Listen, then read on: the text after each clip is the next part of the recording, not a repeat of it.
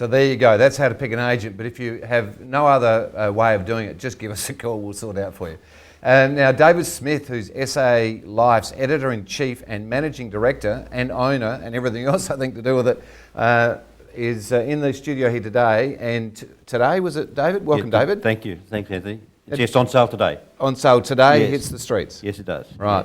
Yeah. David, before we get into SA Life and talking about the success of that, just tell us a bit about David. Where are you from? What's your relationship with Adelaide? And just give us a rundown. At the time of the takeover by News Limited of the Advertiser, I was the editor of the Courier Mail, and I was sent here to become the editor of the Advertiser, and I subsequently became the managing director of the Advertiser. Then I was transferred to the Sydney head office, and after several years I left. But I always had a very great fondness for South Australia, so we thought we'd come back and start a magazine, but not just any magazine, a magazine that was really genuinely South Australian. And so this magazine is the beginning of our 10th year. And Anthony, you've been there since the very first issue. Have. In fact, you might remember before I came back and invested a lot of money here, I came and said, what do you think? And you remember what I told you? I remember you said, mate, I'll support you. If you're game, I'm game. That's pretty much it. And that was in September 9 years ago. So we're just now entering our 10th year. Yeah. Now, David, just before we get on to the magazine again, I do also remember having the conversation that was a pretty bold move to do a gloss magazine, because at the time trying to get revenues in that out of Adelaide seemed like a difficult thing, but history has just proven that a quality article just seems to have gone off. I think there's two things there. One is make sure that you always produce quality and don't cheat on that. And it's very easy in printing and publishing to cheat. You lower the quality of the stock, you lower the quality of the words. That's a simple thing to do. And we haven't done that. And just believe in the audience and try and know what the audience wants.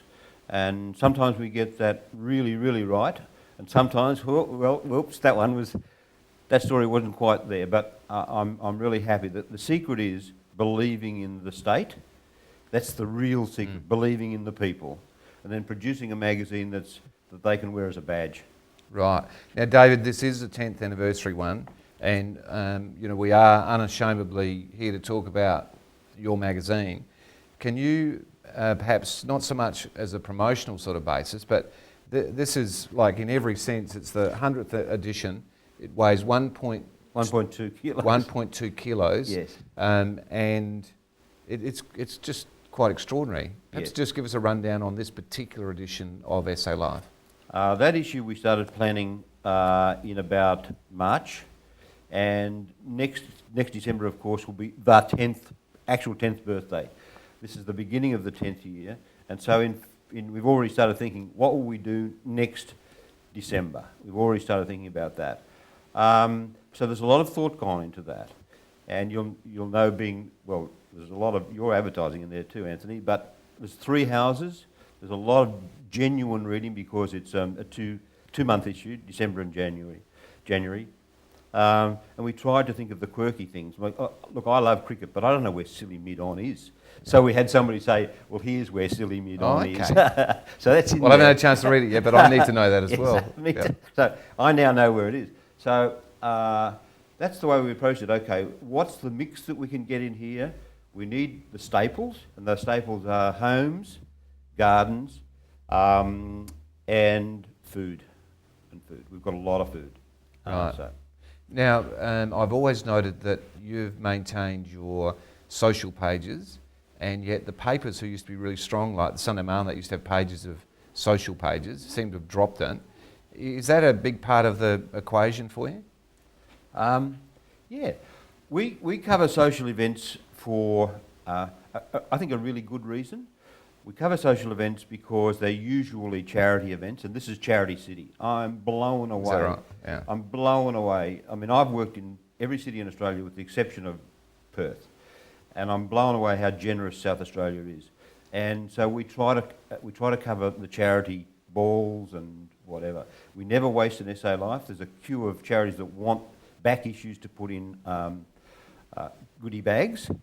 So yeah, it is an important thing, and people like seeing themselves in there.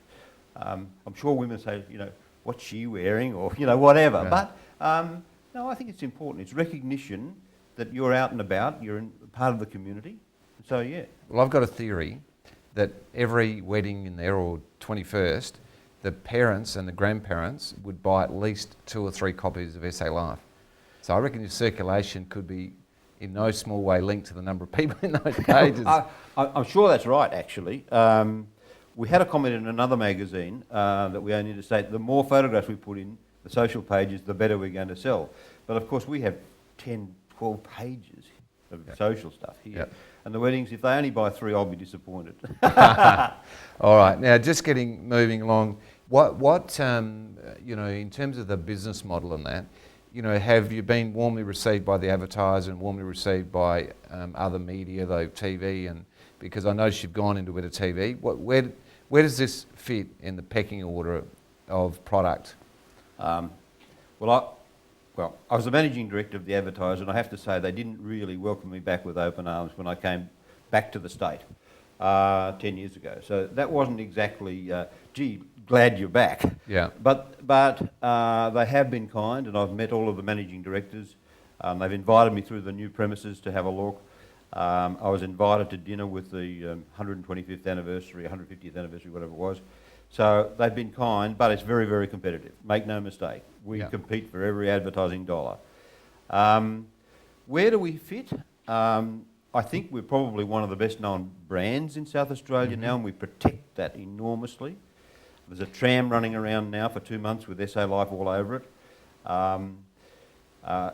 In regards to the TV show, that came about because Channel 7 approached us. Okay, so you didn't initiate that? No, we didn't initiate that. And my son Matthew, who's general manager, is on the production committee. He's an associate producer of that show. And our editor, Jackie Harbison, they go to the meetings. And that inevitably wins its slot every Sunday night. I think it's only lost 4 times this year. One was the Olympics and one was the local grand final and that sort of stuff. So we can't complain about that. And we think we've actually increased our circulation this year. Now, I don't know of anybody else in Australia that has, but we have. And we think that exposure through Channel 7 has helped us. We have a very good partnership. And circulation, you quote the numbers? If we sell less than 10,000 on a normal month, it goes up and down according to the cover, according to the season. We would sell about 10,000 each month, and we should sell at 14,000 with this issue. The double edition. Yeah. Yep. Yeah. Just a matter of interest, is it 300 pages? It's 304 pages. 304 pages, yes. Right. And so do you charge more for that? No. Right, No. so, okay. No. The only thing, that costs us about $5 more to post. That's what I was thinking, yeah. The extra postage on that is about $20,000. Once you go over a kilo, you're into expensive territory. Fantastic. We'll come back to that in a minute, David. Sure. Okay. Now let's go and look at some property though with Going, Going, Gone.